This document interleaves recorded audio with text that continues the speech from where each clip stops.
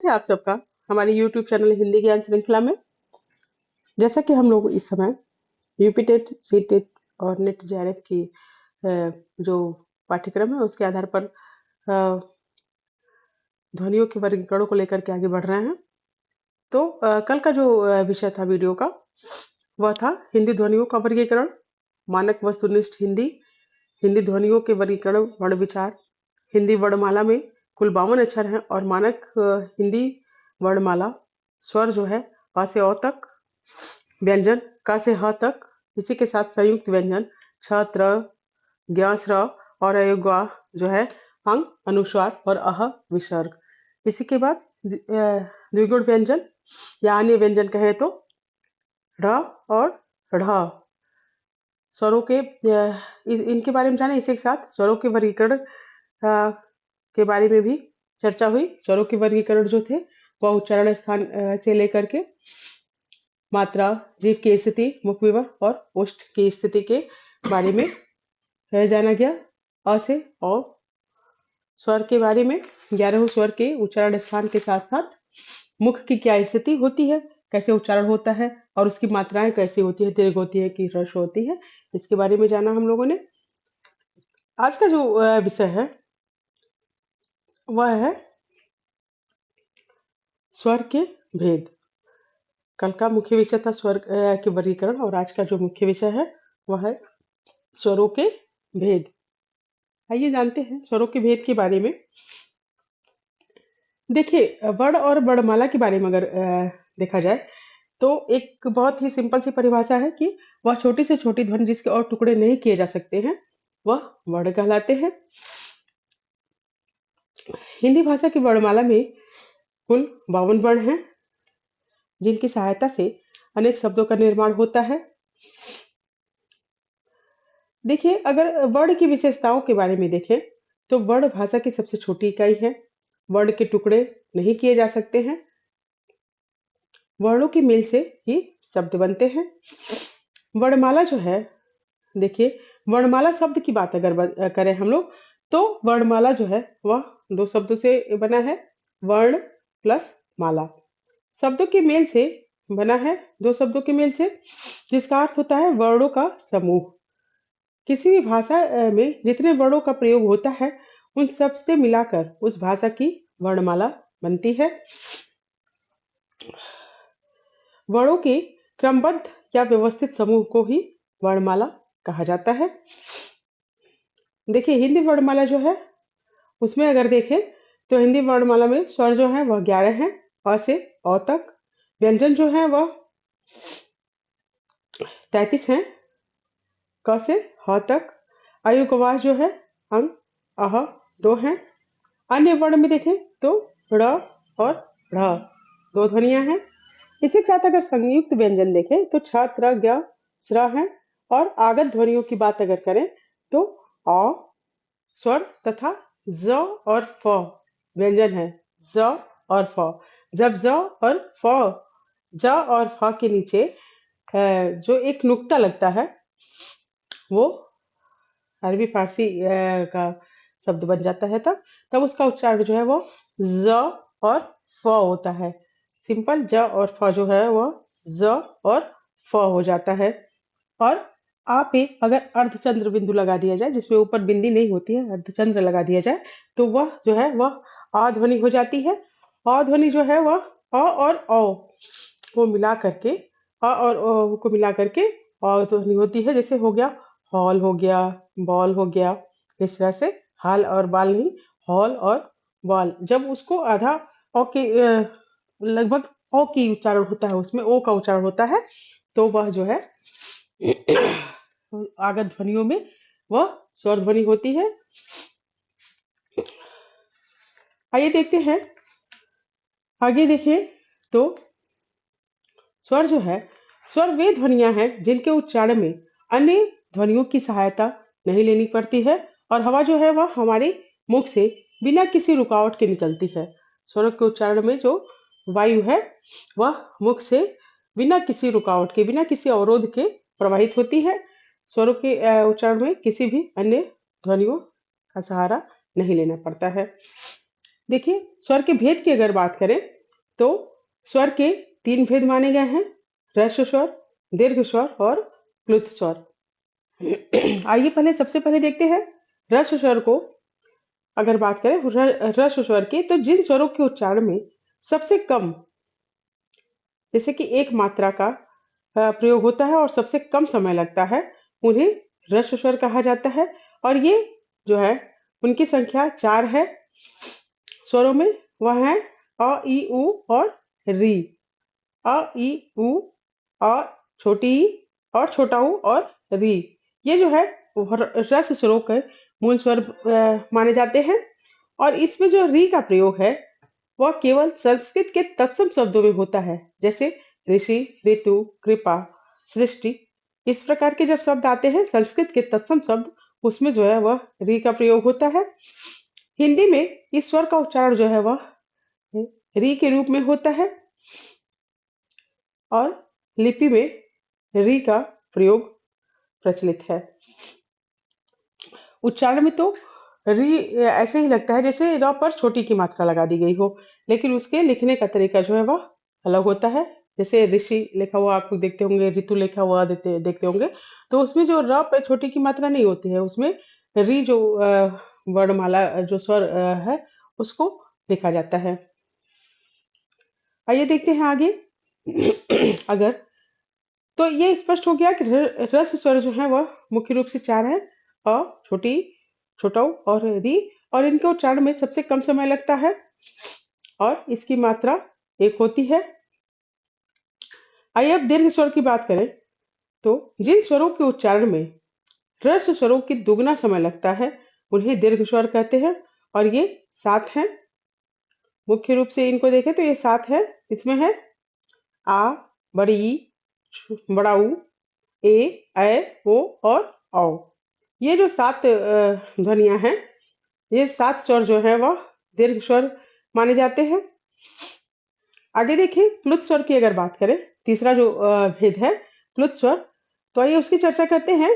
जब किसी स्वर के उच्चारण में ह्रस्व स्वर से 3 गुना या उससे अधिक समय लगे तो उसे प्लुत स्वर कहते हैं। प्लुत स्वर का निर्देश करने के लिए संस्कृत में स्वर के आगे 3 का अंक लिखने की परंपरा है। 3 जो है वह 3 नहीं, हिंदी का 3 अगर आप लोग देखे होंगे तो हिंदी के अंक जो 3 लिखे जाते हैं वो लिखा जाता है किसी भी जो स्वर जिसको 3 गुना दिखाना रहता है संस्कृत के स्वर में के आगे जो है वह 3 का अंक लिखने की परंपरा है। जैसे देखिए आप ओम लिखा हुआ कहीं भी देखते होंगे, तो ओम का उच्चारण जो होता है ओम नहीं होता है, वो होता है ओम। तो जब इस तरह का उच्चारण होता है तो उसमें ओ के बाद 3 अंक लिखा होता है और उसके बाद म और म पे हलंत होता है, ओम म। म पूरा नहीं होता है, म जो है वह स्वर रहित म होता है, तो वह नीचे हलंत लगा रहता है उसमें। इसी प्रकार अगर देखें हिंदी में इसका प्रचलन जो नहीं है, हिंदी में इस तरह से लिखने का कोई भी प्रचलन नहीं है कि आप किसी भी स्वर या किसी भी व्यंजन को दुगुना दिखाने के लिए या तिगुना दिखाने के लिए उसमें अंकों का प्रयोग करें बीच में। ये में इस प्रकार का कोई प्रचलन नहीं है। यह संस्कृत में इस तरीके से लिखा जाता है। प्लुत का प्रयोग किसी दूर खड़े व्यक्ति को पुकारने में किया जाता है, जैसे ओ मोहन इधर आ। इस प्रकार से अगर देखें, या ओ इधर आ, ओ लड़के इधर आ, ओ लड़कियां इधर आओ, ओ छात्र उधर जाओ। तो जब इस प्रकार का उच्चारण होता है तो देखिए ओ शब्द पे जो बल आता है पूरा, कि एक प्रकार से आप प्रेशर देकर के बोलते हैं, तो वो जो है वह प्लुत स्वर माना जाता है। संगीत में भी प्लुत स्वर का प्रयोग होता है। जब व्यक्ति जो है गीत गाता है और किसी स्वर को लंबे समय तक बोलता है, तब भी वहां स्वर जो है वह प्लुत हो जाता है। जो टेर लगाते हैं लोग गाने में, उसमें भी प्लुत स्वर का प्रयोग किया जाता है। अब देखते हैं अ ध्वनि के बारे में अगर देखें तो हिंदी के 11 स्वरों के अतिरिक्त अंग्रेजी के doctor, hall, ball, college, office जैसे शब्दों के लिए बोली जाने वाली जो आ ध्वनि है, वह ध्वनि जो है वह आ और ओ ध्वनियों की मध्यवर्ती ध्वनि है।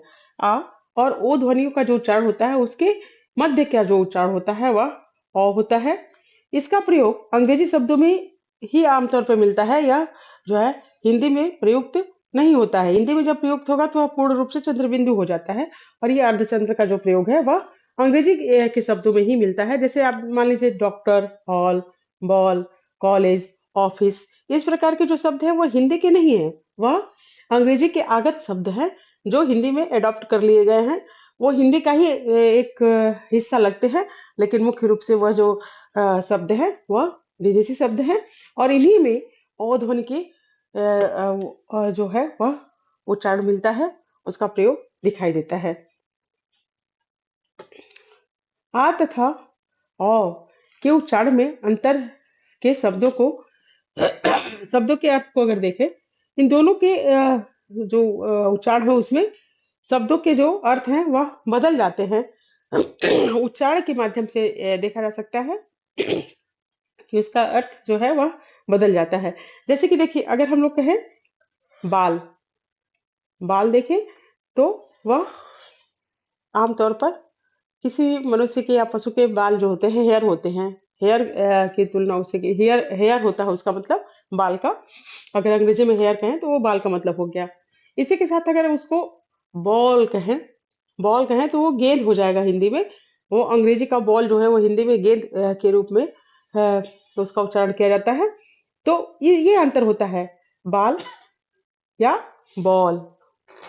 ठीक है, उम्मीद है आप लोग को समझ में आ रहा होगा। इसी प्रकार अगर देखें तो हाल, क्या हाल है। आप अगर किसी से पूछते हैं अरे भाई आपका क्या हाल चाल है, तो वो हाल जो होता है वह आपका कुशल क्षेम पूछने की प्रक्रिया होती है, आपके बारे में जानने की, आपकी कुशलता को पूछने के लिए कोई भी इस तरह से पूछता है।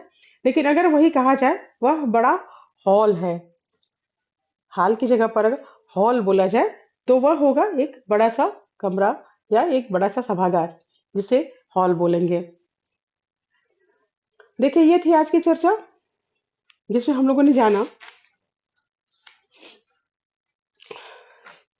स्वरों के भेदों के बारे में, ह्रस्व स्वर, दीर्घ स्वर और फ्लुत स्वर, और इसी के साथ से अ ध्वनि जो थी उसके बारे में जानी है। अब जानते हैं स्वरों की मात्राएं। स्वरों की मात्राएं में अगर देखा जाए तो लेखन में स्वर दो रूपों में प्रयुक्त होते हैं। एक रूप होता है जो अपने मूल रूप में स्वर प्रयुक्त होते हैं, और दूसरा जो रूप होता है वह मात्रा के रूप में प्रयुक्त होते हैं। जैसे देखिए, अमर, आई, आओ आदि जो शब्द है, इस सब शब्दों में अगर देखा जाए तो अ, आ, ई, ओ स्वर जो अपने मूल रूप में प्रयुक्त हुए हैं। लेकिन अगर मात्रा के रूप में देखा जाए तो चाची, आ और ई स्वर जो है वह मात्रा के रूप में इसमें प्रयुक्त हुए। काकी हो गया, चाची हो गया, इस प्रकार के जो शब्द आते हैं, या चाचा हो गया, मामा हो गया, तो इसमें जो है वह जो मात्राएं आ रही हैं वह अपने मूल रूप में ना प्रयुक्त होकर के मात्रा के रूप में प्रयुक्त होनी है। जैसे देखिए, अगर चाची शब्द को ही देखें तो च च प्लस आ जो है वह किसके बराबर हो गया, चा। इसी प्रकार अगर देखें तो बड़ी ई को देखें तो वह मात्रा के रूप में प्रयुक्त हुआ, च के साथ बड़ी की मात्रा प्रयुक्त हुई तो वो ची बन गई। तो इस प्रकार से चाची शब्द बना जो अपने मूल रूप में नहीं है, यहाँ जो स्वर है वह मात्रा के रूप में प्रयुक्त हुए हैं। इसी प्रकार से आप लोग बहुत सारे उदाहरण देख सकते हैं, बहुत सारे शब्दों को इस तरीके से आप लोग तोड़ करके उसको देख सकते हैं। बहुत सारे इसके उदाहरण हैं, आप लोग इस पे विचार करिएगा। देखिए, लिखने में अगर व्यंजन के साथ स्वर का जो रूप मिला हुआ होता है उसे स्वर की मात्रा कहते हैं। और स्वर की मात्राएं जो है वह कितनी है, स्वरों की मात्राएं जो है वह, स्वर कितने हैं, स्वर 11 हैं, लेकिन मात्राएं जो है वह 10 हैं। मात्राएं 10 क्यों हैं, क्योंकि अ की कोई मात्रा नहीं होती है। अ जो है वह प्रत्येक व्यंजन के साथ प्रयुक्त होता है। आप देखेंगे तो स्वर जो है वह स्वतंत्र ध्वनियां होती हैं, बिना किसी या अन्य ध्वनि के सहयोग की वो बोली जाती हैं। लेकिन अगर व्यंजन की बात करें, अगला वीडियो में हम व्यंजन पे विशेष रूप से चर्चा करेंगे। तो व्यंजन की बात करें तो हर एक व्यंजन के साथ अ का उच्चारण स्वतः ही लगा होता है, और व्यंजन रहित करने के लिए प्रत्येक व्यंजन में हलंत लगाना पड़ता है, तब वह जाकर के व्यंजन जो है वह स्वर रहित होता है। इसलिए अ की कोई मात्रा नहीं होती, क्योंकि अ जो है स्वतः ही सबके साथ जुड़ा रहता है। तो अ की कोई मात्राएं नहीं होती है। इस प्रकार अगर देखें तो एक प्रश्न भी इस तरह से बनता है कि अगर प्रश्न पूछे कि स्वर कितने हैं, तो स्वर 11 हैं, और मात्राएं कितनी हैं, तो मात्राओं की संख्या 10 है। देखिए, अ की मात्रा नहीं होती है, अ सभी व्यंजनों के साथ होता है, और अरहित वर्ण हलंत चिन्ह के द्वारा ही, हलंत तो जानते ही होंगे, किसी भी व्यंजन के नीचे जब एक तिरछी रेखा लगाई जाती है उसे हलंत कहते हैं, और उससे जो है जो भी व्यंजन होता है वह स्वर रहित हो जाता है। देखिए, वो और ऊ की मात्राएं जो हैं वह र के साथ अलग तरीके से लिखी जाती हैं, जैसे रुपया हो गया और रूप, बड़े ऊ के और अलग। र के प्रयोग के बारे में बहुत सारी तरीके हैं र के प्रयोग के। इस पे एक विस्तृत स्वतंत्र वीडियो हम बनाएंगे। र का प्रयोग व्यंजन के साथ किस तरीके से होता है, र की मात्राएं किस तरीके से लगती है, इस पे ये विशेष रूप से चर्चा बाद की वीडियो में करेंगे। री की मात्रा जो होती है वह, री की मात्रा को अगर देखें तो वह र, ट, ठ, ड, ढ और अड़ के साथ नहीं लगती है। इसी के साथ अगर देखें तो श के साथ री की मात्रा जोड़ने से श्री बन जाता है, श्री बनता है। श्रिंग तो तब होगा जब अंक की मात्रा उस पर लगेगी, श्री श्री बन जाता है। ये थी आज की चर्चा। उम्मीद है आप लोग इस पे विशेष रूप से ध्यान देंगे, और आप लोग को इससे विशेष रूप से लाभ भी होगा। ये जो तथ्य हम आप लोग के सामने रखते हैं वो बहुत ही गहन अध्ययन के बाद रखते हैं, तो आप लोग इस पे थोड़ा सा ध्यान देंगे, आप लोग को पूरा कंसेप्ट क्लियर हो जाएगा, और कहीं भी और आप लोगों को कुछ ढूंढने की आवश्यकता नहीं पड़ेगी, क्योंकि मैं स्वतः ही बहुत सारे बुक इकट्ठा करके, बहुत सारी पुस्तकों के सहयोग से एक वीडियो जो 10-15 मिनट का मैं आप लोग को देती हूँ। मिलते हैं अगले की वीडियो में। तब तक के लिए अगर आप लोग को मेरा यह प्रयास अच्छा लगे तो मेरे चैनल को सब्सक्राइब कीजिए, लाइक कीजिए, शेयर कीजिए, और अगर आप लोग को कुछ और जानना है तो कमेंट बॉक्स में अवश्य बताइए। तब तक के लिए धन्यवाद।